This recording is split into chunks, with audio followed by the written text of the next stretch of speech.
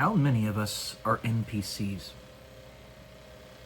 I was thinking about this for quite some time. Welcome to day 170 until I'm a YouTube millionaire.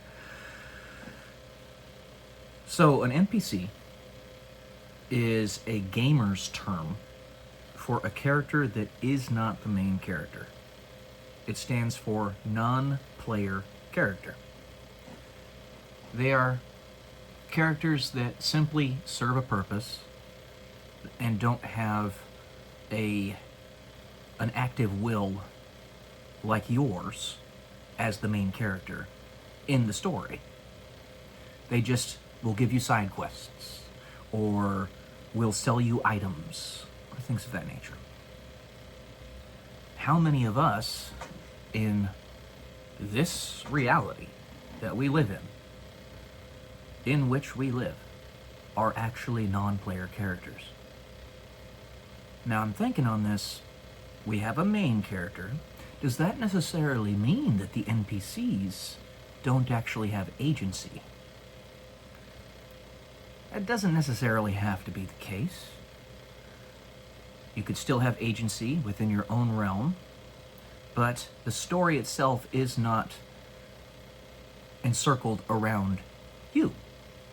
You aren't the main character, but you still have free will.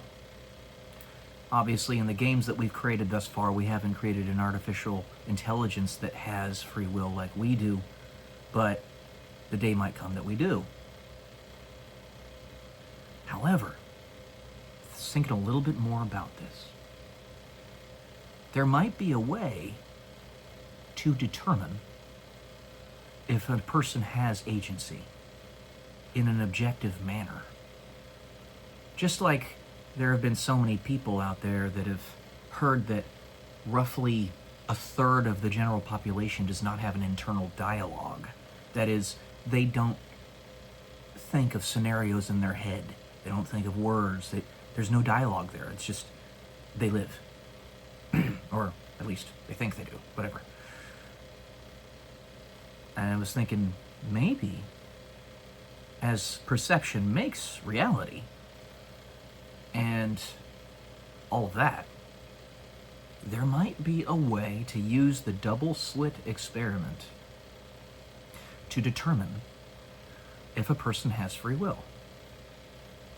Now, for us, we only have the capacity to affect a single electron at a time. It is just a tiny little spark of free will that every single one of us has, but it is there. It does exist.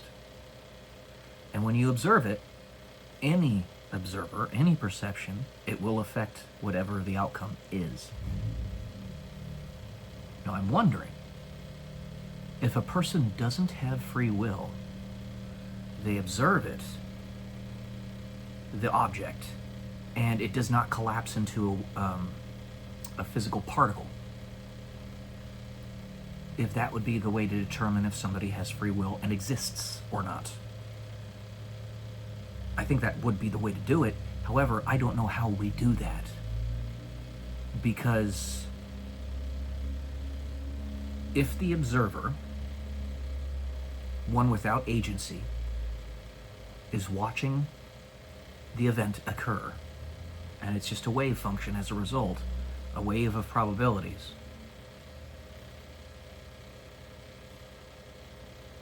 once the observer that does have will comes into the fray, whatever happened there before is no longer.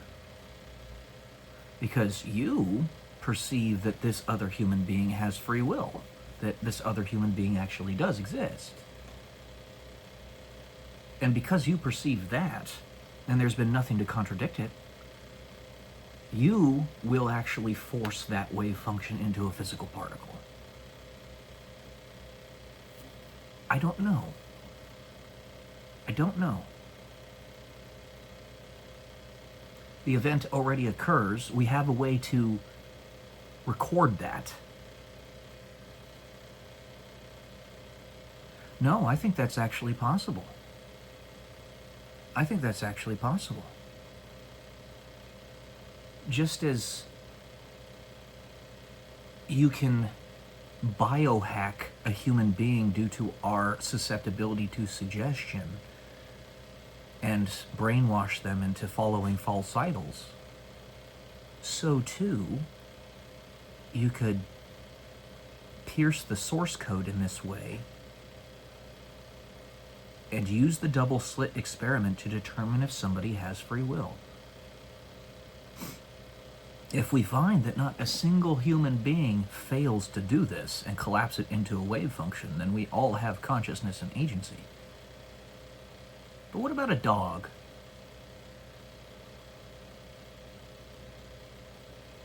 What would happen if a dog looked at the double slit experiment as it occurred? I think that they would collapse the wave function, because they do have a certain agency to be able to do that. Is this the soul?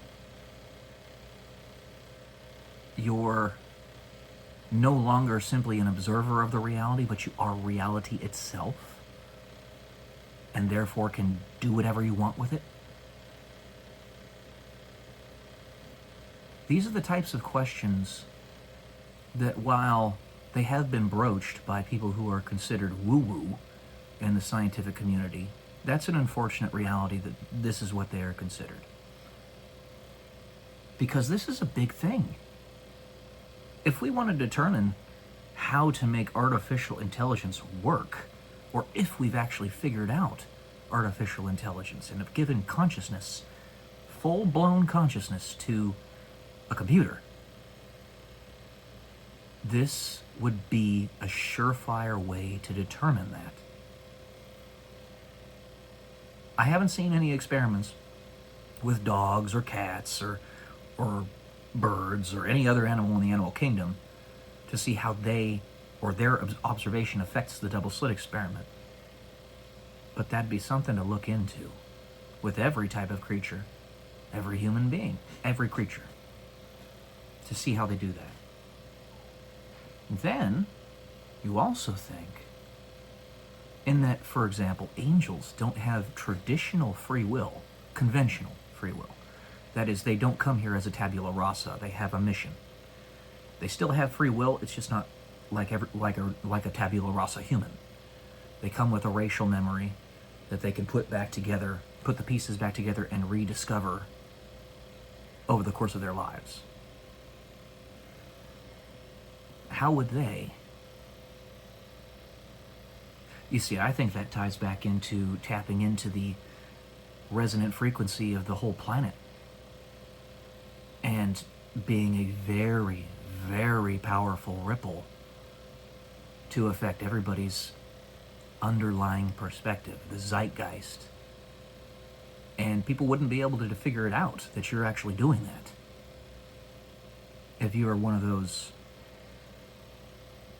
quote-unquote higher beings, right? Just older siblings to human beings that have that effect more.